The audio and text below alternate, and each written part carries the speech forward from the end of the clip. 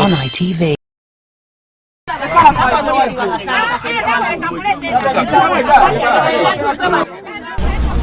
Abalabi baffe abalungi aba ITV n'abawuliriza ba iRadio mbeebaza gyonna gye mutuusaako engalo.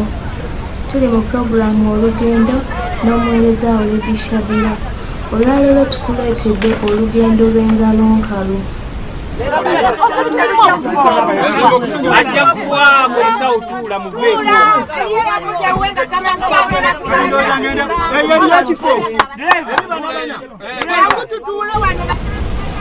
Bannabwikwe beekolamu omulimu ne bessa mu ddene okuwerekerako Namakula Kootiina okudda eka.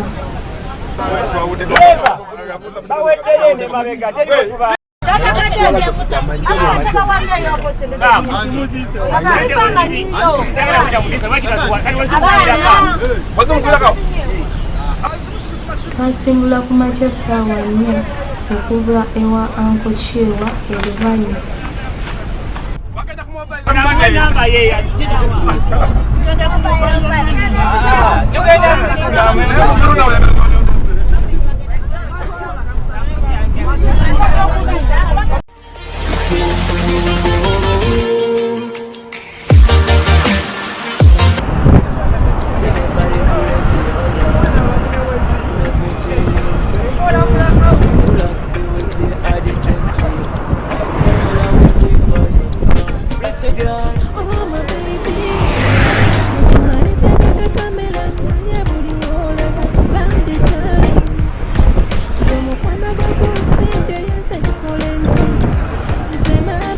Ne twolekera eridda engalo nkalu wano twali mu tawuni y'e Lugazi.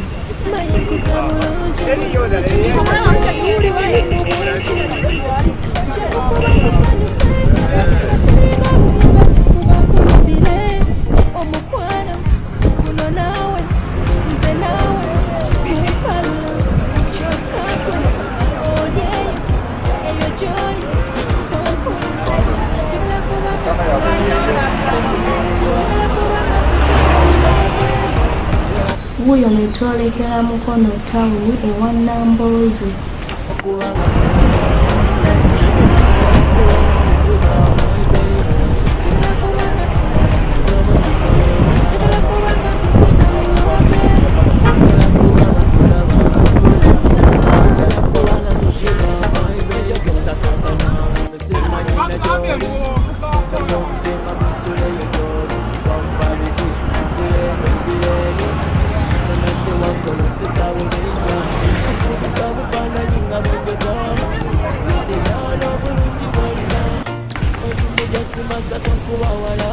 Wano mu ddene ku lw'ekayunga.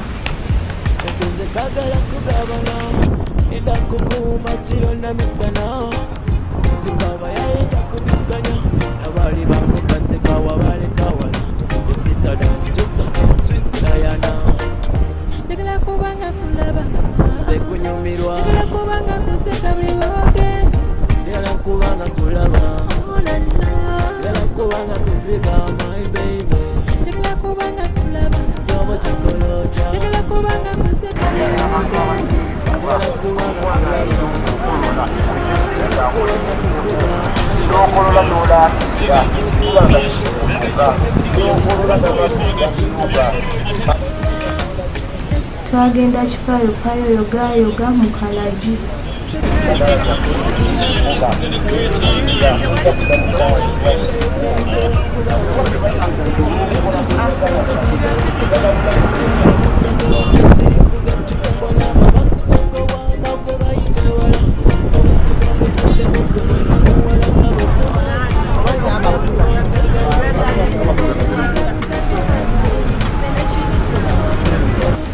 Wano mu kyabakadde we twawetera okuva ku mmeyiri.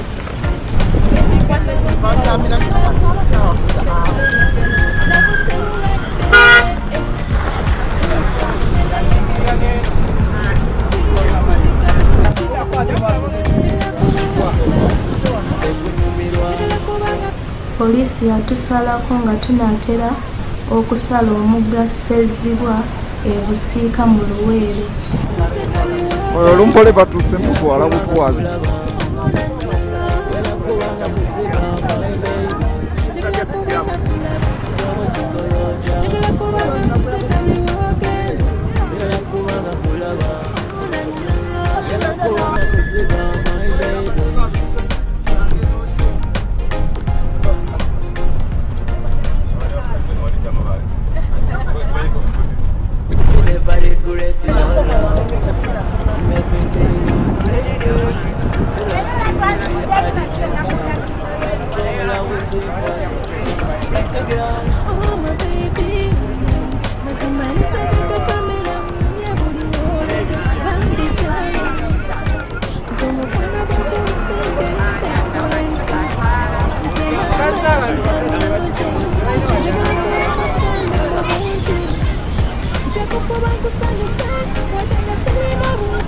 Wano ye ngalo nkalu ezzira obwe mu Luweero.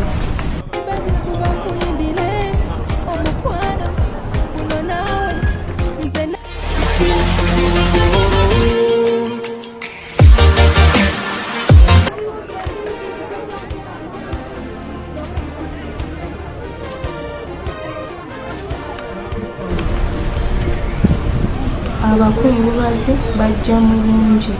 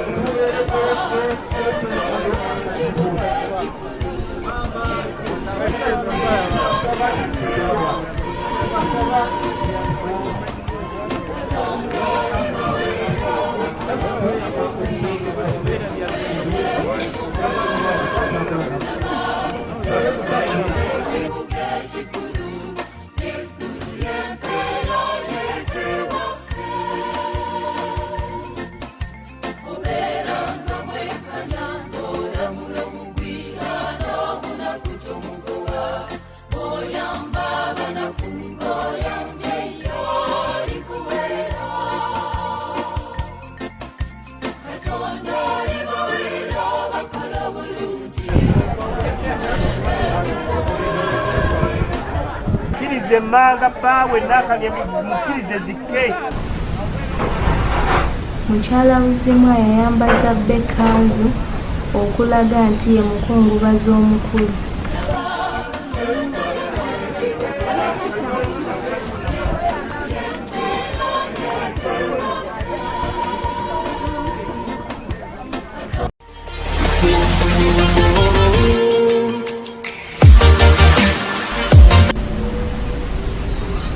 Eka ono eyatambuza ebigere okuva Embaale abituviire ku ntono. Nga olunaku lwaleero tuli eno ku kyalo kye bayita Nkalunkalu mu Bulemeezi nga tuze okuziikirako mukwano gw'abangi Buzimwa eyafiiriddwa maama we amanyiddwa nga Namakula. Nkalunkalu kyalo kisangibwa mu muluka ogumanyiddwa nga Nkalunkalu ate era nga omuluka guno gusangibwa mu ggombolola ey'Eziroobwe eno mu Luweero disitulikiti mu Bulemeezi. Era nga bwe mulaba embeera y'ekitundu kino abatuze bazze bangi nnyo era nga bazze okuziikirako omukulu ono amanyiddwa nga Buzimwa era nga maama we ategeezezza nti nno yakamala emyaka nga 8 era ku myaka 8 waafiiriddemu era nga kitegeezebwa nti nno alese abaana nga bakulu era nga abasinga bamala dda okweyombekera era nga mukulu Buzimwa nga bwe mumulaba awo mu background ategeezezza nti eno neeno yafunayo dda obusika bwe era nga yamala dda okubeera nga afuna omugabo gwe. Abantu bangi nnyo bazze era nga wetwogerera okusabira omugenzi kugenda mu maaso. Abali mu kwogera obwogezi tusembereko ebbali twogerere ebbali.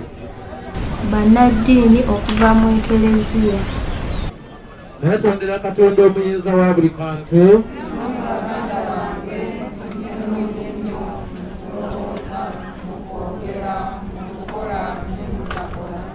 Tubadde ffe ekitalo nnyo kikolokala ffenga bannabuuge twegudugudde era ndowooza ekeesi etuuse eno kyokka ate era tujja emmotoka ziweraga 3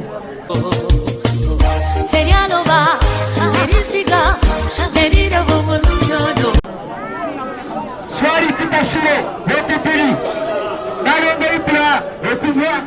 ebulko n'okupiri mukasa ebabukirya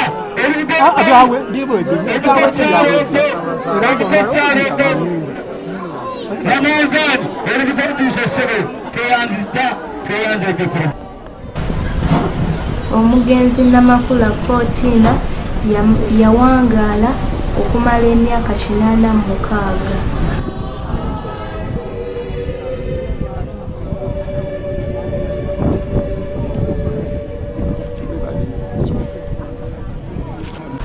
Omukungubazi omukulu Buzimwa Elisa bwe twagenda okwerekererako maama we Namakula Fortina mu nju ye ey'olubeerera. Bebaza abantu b'ebuyigwe mwebali kujja kutuziikirako, mwebali nnyo mwebalire ddala. N'aba ITV tubebaza bintu byonna byemutukolera mwebali nnyo mwebalire ddala. Chairman OLC wano y'olubanyi mwebali kujja, mwebali kutuwerekerako maama waffe Namakula Fortina.